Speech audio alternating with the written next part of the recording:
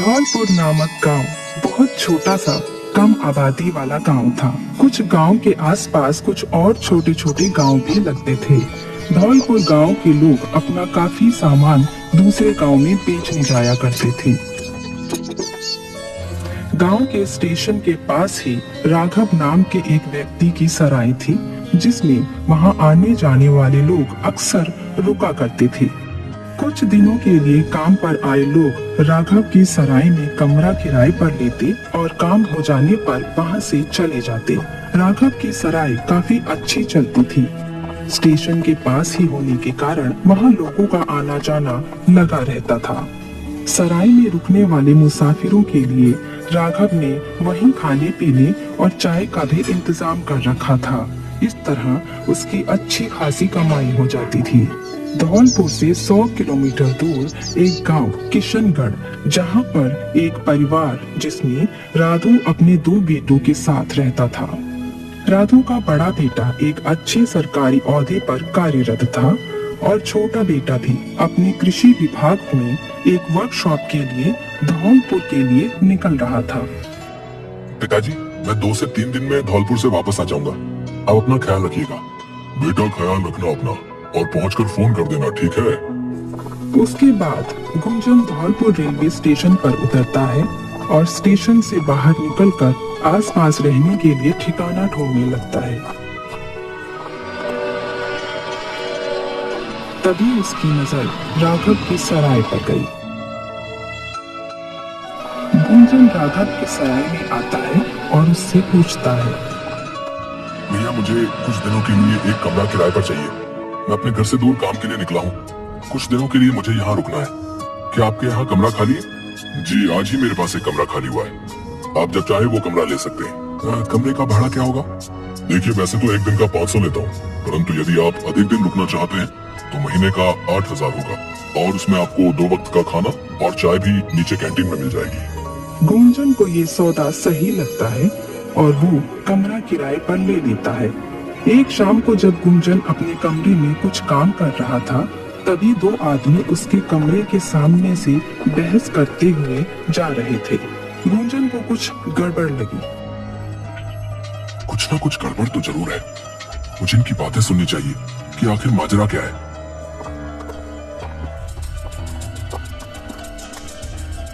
वो उनका पीछा करते हुए नीचे के कमरे में चला गया और छुपकर उनकी बातें सुनने लगा। तभी अचानक उनमें से एक आदमी ने गुंजन को देख लिया और गुंजन का पीछा करने लगा। गुंजन अपने कमरे की तरफ भागा और कमरे में पहुंचकर किसी को फोन पर कुछ बता रहा था। उसी समय पीछे से एक काला कपड़ा उसके सिर पर आ गिरा और उसका कत्ल हो गया। अचानक उसकी सराय में एक कत्ल हो जाता है। सारे गांव में हड़कंप मच जाती है, क्योंकि आज से पहले वहां ऐसा हादसा नहीं हुआ था। लोग आपस में तरह तरह की बातें करने लगते हैं। अरे भाई, सुना है राघव की सराय में कल किसी का कत्ल हो गया। ये अनहोनी इस गांव में कैसे हो गई भाई? आज तक तो ऐसा कोई हादसा हमारे गांव में नहीं हुआ। पता नहीं क्या माजरा है।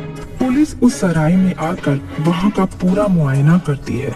जिस व्यक्ति का कत्ल हुआ वो 2 दिन पहले उस सराय में रहने के लिए आया था और अपने कमरे में ही मरा हुआ पाया गया। पुलिस उस सराय में रहने वाले से तफ्तीश करती है। जिस दिन इसका कत्ल हुआ, क्या आप में से किसी ने अलग सी बात नोटिस की? उस सराय में रहने वाले लोग तो 2-4 दिनों के लिए ही वहां रुकते थे, तो इसलिए कोई एक दूसरे को नहीं जानता था। उन लोगों से किसी प्रकार का कोई सुराग नहीं मिल पाता। 5 दिन पुलिस काफी तरह के सबूत इकट्ठा करने की कोशिश करती है, परंतु कातिल का कोई सुराग नहीं मिल पाता। पुलिस इंस्पेक्टर राघव से पूछती है, ये व्यक्ति कौन था और कहां से आया था? आपकी सराय में कत्ल हो गया है और किसी को कानों कान खबर नहीं लगी। भला ऐसे कैसे हो सकता है? इंस्पेक्टर साहब, मेरे यहाँ तो लोग 2 या 4 दिन के लिए ही आते हैं। बहुत कम ही लोग हैं जो महीना भर तक रुकते हैं। ये व्यक्ति भी 2 दिन पहले ही सराय में आया था। मैंने उससे उसका नाम और पता पूछकर रजिस्टर में लिख लिया था। बस उसे 2 दिन बाद ही चले जाना था, इसलिए मैंने ज्यादा कुछ तफ्तीश करना सही नहीं समझा। रात में आपके सराय में कोई चौकीदार होता है क्या? यदि कोई सराय के अंदर घुसता है तो उसका पता कैसे चलेगा? देखिए साहब, ये तो छोटा सा गांव है और यहाँ आज से पहले ऐसी कोई घटना नहीं हुई है, इसलिए चौकीदार या सिक्योरिटी रखने का तो कोई सवाल ही नहीं था। हाँ, मैंने एक नौकर रखा है जो कि कैंटीन में सबको खाना खिलाने के बाद सराय का दरवाजा बंद करके उस पर ताला लगा देता है, तो इसलिए बाहर से किसी के आने की तो कोई आशंका नहीं है। अब कोई दीवार फांद कर सीधा इस आदमी के कमरे में चला गया हो, क्या पता कोई इसका कोई पुराना दुश्मन हो, तो मैं इस बारे में कुछ नहीं कह सकता। पुलिस काफी दिन तक कई तरह के सुराग इकट्ठा करने की कोशिश करती है, परंतु कातिल का कोई सुराग नहीं मिल पाता। जब गांव की पुलिस इस केस को नहीं सुलझा पाती, तो ये केस गांव से बाहर जिले के थाने में जाता है। वहां से इंस्पेक्टर राजन को ये केस सौंपा जाता है और उन्हें अब तक की हुई पूरी जानकारी के बारे में बता दिया जाता है। इंस्पेक्टर राजन ड्यूटी पर जाने से पहले अपने अफसर से बात करते हैं। देखिए, मुझे इस केस के बारे में जितनी भी जानकारी मिली है, उससे कातिल का कोई सुराग नहीं मिल पा रहा।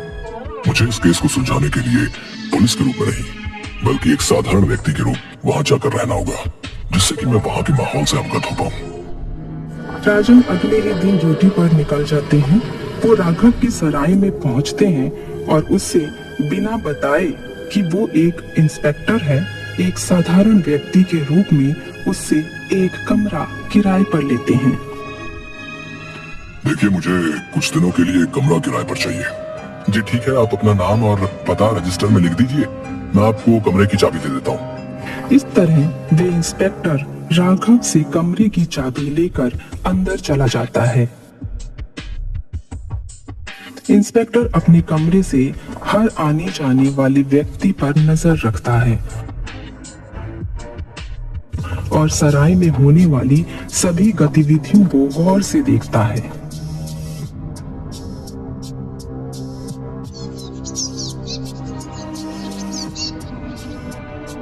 इंस्पेक्टर राजन देखता है कि रात में 9 बजे के बाद एक व्यक्ति सराय से बाहर निकल रहा है।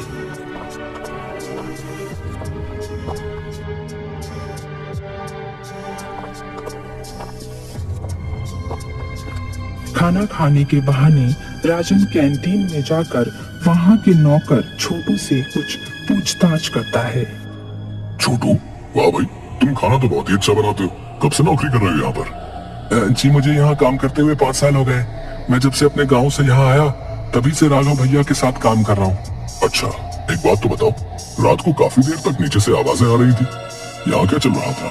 जी राघव भैया और कुछ लोग जो यहाँ रहते हैं वो कभी कभी गपशप लगाने और सिगरेट वगैरह पीने के लिए यहाँ बैठते हैं। बस वही इधर उधर की बातें चल रही थी। ये राघव भैया के परिवार में और कौन कौन है? जी मैंने तो कभी उनके परिवार के किसी सदस्य को नहीं देखा।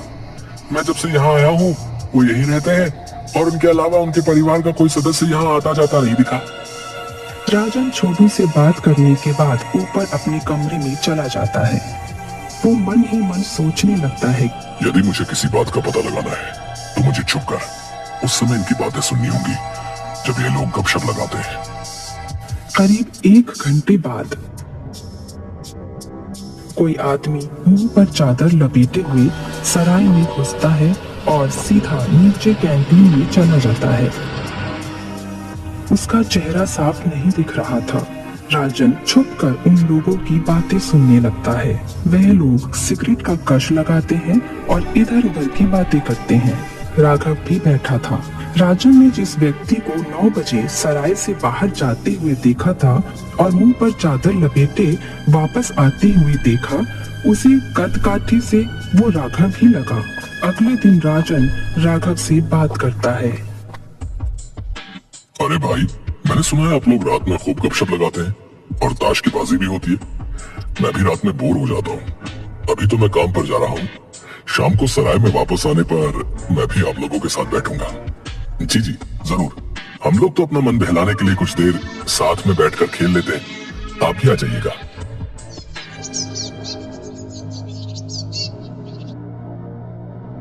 शाम को राजन अपने कमरे में बैठा था। तभी उसे अपने बराबर वाले कमरे से किसी के खांसने की आवाज आई। राजन तुरंत बराबर वाले कमरे में देखने गया कि किसी को उसकी मदद की आवश्यकता तो नहीं। उस कमरे में एक व्यक्ति पलंग पर लेटा हुआ था और जोर जोर से खांस रहा था। आपकी तबीयत तो ठीक है ना? मैं आपकी कुछ मदद कर सकता हूँ? इस पर वो व्यक्ति बोलता है, टेबल से मेरी दवाई उठा दो। राजन जैसे ही टेबल के पास दवाई ढूंढता है तो उसे एक सफेद सी पुड़िया दिखती है जिसमें पाउडर जैसा कुछ लिपटा हुआ था। राजन को वो देखकर कुछ शक सा होता है। वो पुड़िया को चुपचाप अपनी जेब में डाल लेता है और उस आदमी को दवाई देकर वहां से निकल आता है। राजन उस सफेद कागज की पुड़िया को खोलकर जब पाउडर को चखता है तो उसे समझते हुए देर नहीं लगती कि ये नशे की कोई चीज है। उसे ये तो समझ आ जाता है कि दाल में कुछ तो काला है, परंतु वो किससे पूछे? मौका देखकर वो छोटू के पास जाता है। छोटू यहाँ, ये लो 50 रुपए, ये तुम्हारा इनाम है। धन्यवाद भैया। अच्छा सुनो, मुझे तुमसे कुछ पूछना है। राजन छोटू को वो पुड़िया दिखाते हुए पूछता है। अच्छा बताओ, ये कहाँ मिलेगी? पुड़िया देखते ही छोटू के चेहरे का रंग उड़ जाता है और वो बहुत घबरा जाता है। घबराहट में छोटू के हाथ से 50 का नोट भी नीचे गिर जाता है और वो कपकपी आवाज में राजन से कहता है, ये क्या है? मैं नहीं जानता कि ये कहाँ मिलेगी। उसकी घबराहट देखते ही राजन समझ जाता है कि कुछ न कुछ तो गड़बड़ है और छोटू कुछ न कुछ जानता भी है। राजन छोटू को धमकाते हुए पूछता है, देखो छोटू, जो कुछ भी जानते हो मुझे बता दो, वरना मैं गुनहगार को तो ढूंढ ही लूंगा और साथ में तुम भी फंस जाओगे। छोटू घबरा जाता है और राजन से कहता है, साहब आप कौन हो? मेरा नाम इंस्पेक्टर राजन है। साहब मुझे बचा लीजिए, मेरा कोई कसूर नहीं है। ये सब काम तो राघव भैया करते हैं। क्या सराय का मालिक राघव ये सब काम भी करता है? तो कुछ दिन पहले जो कत्ल यहाँ हुआ था उसमें भी क्या उसका हाथ था? छोटू घबरा कर रोते हुए सब बोल देता है। साहब मुझे बचा लीजिए, मैंने कुछ नहीं किया। राघव भैया सराय चलाने के साथ साथ ये गांजे का धंधा भी करते हैं।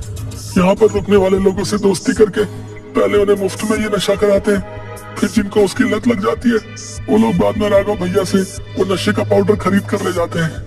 उनका ये धंधा काफी समय से चल रहा है। कुछ दिन पहले यहाँ एक व्यक्ति रुकने के लिए आया, उसे राघव भैया पर शक हो गया था। जब उसने राघव को पुलिस में शिकायत की चेतावनी दी तो राघव भैया ने रात में उसका कत्ल कर दिया। इस सराय में जो कत्ल हुआ है वो और कोई नहीं, मेरा छोटा भाई कुंजन था। मुझे इस केस की तह तक जाने के लिए एक आम आदमी की तरह यहाँ रहना पड़ा। और आपका भाई? साहब इसमें मेरा कोई कसूर नहीं। राघव भैया ने हम सबको धमकाया हुआ था कि किसी को कुछ न बताएं। तो राघव ही असली गुनहगार है। दो गुनाह एक साथ। एक तो गैर कानूनी काम करता है, लोगों को नशे की लत लगाता है और फिर अपना भांडा फूटने के डर से कत्ल भी कर देता है। इसे तो मैं नहीं छोड़ूंगा। छोटू तुम चिंता मत करो, तुमने अच्छा किया जो मुझे ये सब बता दिया। मैं तुम्हें कुछ नहीं होने दूंगा। बस अगले ही दिन राजन अपने पुलिस के कुछ साथियों के साथ सराय पर छापा मारता है और राघव को उस नशे के पाउडर के साथ रंगे हाथों पकड़ लेता है। छोटू की गवाही पर राघव को गिरफ्तार कर लिया जाता है और उसे जेल में लंबी सजा होती है। इस तरह से इंस्पेक्टर राजन की बुद्धिमानी और हिम्मत से ये पेचीदा मामला खुल जाता है। राघव को जेल में लंबी सजा होती है और राजन छोटू को एक चाय की दुकान खोलकर देता है जिससे कि वो अपनी रोजी रोटी कमा सके।